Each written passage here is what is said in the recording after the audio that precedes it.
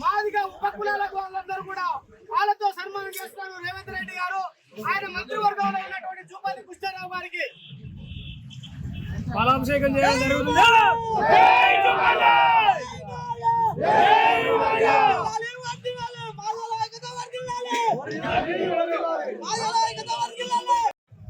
సుదీర్ఘ పోరాటానికి నిన్న సుప్రీంకోర్టు తన తీర్పుతోటి ఒక ఆత్మగౌరవ తీర్పును మాదిగ జాతి ఉపకులాలకు ఇచ్చిన సందర్భంగా కాంగ్రెస్ పార్టీలో ఉన్నటువంటి మాదిగ ఉపకులాల నాయకులము కార్యకర్తలం అందరం కలిసి ఈరోజు కొల్లాపూర్లో ర్యాలీ నిర్వహించడం జరిగింది. ఇక్కడ రేవంత్ రెడ్డి గారికి ఆయన మంత్రివర్గంలో ఉన్నట్టు జూపల్లి కృష్ణారావు గారికి పాలాభిషేకం చేయడం జరిగింది. వాళ్ళకి ఎందుకు చేయాల్సి వచ్చింది అనేది, ఎందుకంటే ఉన్నటువంటి మొత్తం భారతదేశంలో ఉన్న రాష్ట్ర ముఖ్యమంత్రులు ఎవరు స్పందించక ముందే ఈ రాష్ట్ర ముఖ్యమంత్రి నవనూతన యువకుడైనటువంటి ముఖ్యమంత్రి రేవంత్ రెడ్డి గారు వర్గీకరణ రిజల్ట్ ఇట్లా వచ్చిందో లేదో మరుక్షణము అసెంబ్లీలో వర్గీకరణ ఈ రాష్ట్రంలో అమలు పరుస్తాను, అంతేకాదు ఇప్పటికే నోటిఫికేషన్ ఇచ్చినటువంటి ఉద్యోగాలను కూడా నేను ఈ రిజర్వేషన్స్ ను ఇంప్లిమెంట్ చేయడానికి ప్రయత్నం చేస్తానని సాక్షిగా నిండు సభలో చెప్తూ అన్ని పార్టీలను కూడా ఒక తాటి మీదకి తీసుకురావడం జరిగింది. కాబట్టి వారికి మా తరపు నుంచి మరి పాలాభిషేకం చేయడం జరిగింది, అభినందనలు చేయడం జరిగింది. మిత్రులారా, ఈరోజు 30 ఏళ్ల నుంచి మాదిగ జాతి చాలా సహనంతో ఉద్యమం చేసింది. అందరు అనుకున్నారు మాదిగలకు ఆవేశం ఎక్కువ, 4 రోజులు ఇది విచ్ఛిన్నం అయిపోతుందని.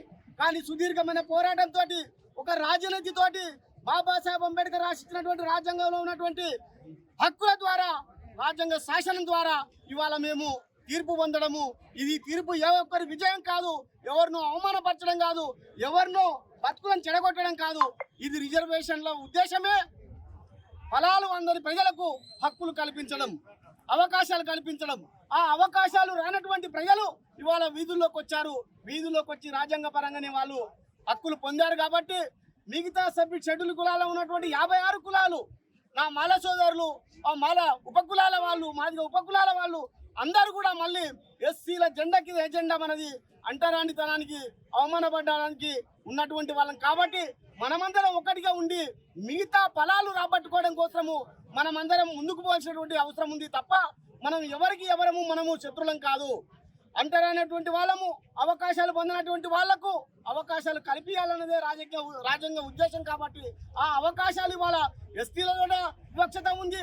ఎస్టీలలో ఉన్నటువంటి అడ్వాన్స్ కులాలు ఫలాలు పొందుతా ఉన్నాయి. చెంచులుగానే బతుకుతున్నారు, గోండులానే బతుకుతా ఉన్నారు, కోలములుగానే ఉన్నారు, మరి కోయరాజులుగానే ఉన్నారు తప్ప మరి మిగతా వాళ్ళకి ఫలాలు అందాలంటే ఎవరి వాటా వాళ్ళకి ఇవ్వాలన్న ఉద్దేశమే రాజ్యాంగ ఉద్దేశం.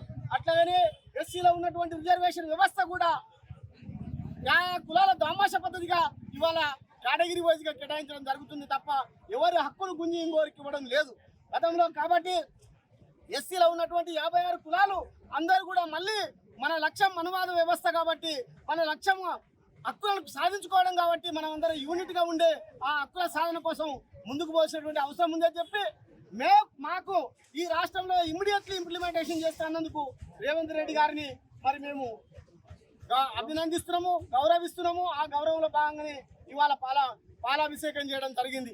దేశ తీర్పు ఏదైతే ఇచ్చిందో సుప్రీంకోర్టు జడ్జిమెంట్ ద్వారా 30 ఏళ్ల సుదీర్ఘ మాదిగల సామాజిక న్యాయమైనటువంటి డిమాండ్ను బలపరుస్తూ ఈ రాష్ట్రాలకు హక్కులు కల్పిస్తూ అత్యున్నతమైనటువంటి భారత న్యాయస్థానమైనటువంటి సుప్రీంకోర్టు జడ్జిమెంట్ను రాష్ట్ర ప్రభుత్వం కాదు భారతదేశంలో ఉన్నటువంటి దళితులందరూ కూడా హర్షం వ్యక్తం చేస్తున్నారు. 30 ఏళ్ల కళ ఈరోజు నెరవేరింది.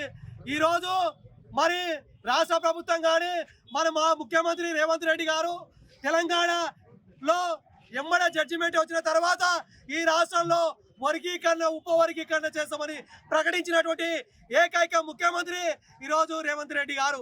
తెలంగాణ విజయము ఇది మాదిగల అందరి సమిష్టి కృషి తోటే ఈరోజు మాదిగల వర్గీకరణ తీర్పు రావడం జరిగింది. ఇది ఎవరికో వ్యతిరేకం కాదు, ఎవరికి అనుకూలం కాదు. ఈరోజు సామాజిక న్యాయము భారత రాజ్యాంగం ప్రకారం బాబాసాహెబ్ కలగలిగినటువంటి అంబేద్కర్ సామాజిక న్యాయ పంపిణీ వ్యవస్థ ఈరోజు కాన్స్టిట్యూషన్ ద్వారా నిలబడింది. ఈరోజు ఈ రాష్ట్రంలో ఉన్నటువంటి కాంగ్రెస్ పార్టీ ముషామేర కమిషన్ వేసింది. అనేక రకాలుగా దళితుల్ని చేరదీయడానికి ఈరోజు భారత రాజ్యాంగానికి అనుకూలంగా పేదలు ఉన్నారు, అట్టడుగునటువంటి వాళ్ళకు ఉపవర్గీకరణ జరగాలని చెప్పి కాంగ్రెస్ పార్టీ తీసుకుపోయింది. ఇక్కడ ఉన్నటువంటి ముఖ్యమంత్రి రేవంత్ రెడ్డి గారు మరి ఈ వర్గీకరణ మీద మరి సుప్రీం కోర్టులో వాదించడానికి మరి అక్కడ న్యాయవాదిని పెట్టిండు. ఈరోజు జడ్జిమెంట్ వచ్చిందంటే ఇది ఒక్కరి విజయం కాదు, ఈ రాష్ట్రంలో ఈ దేశంలో ఉన్నటువంటి మాదిగల అందరి విజయము.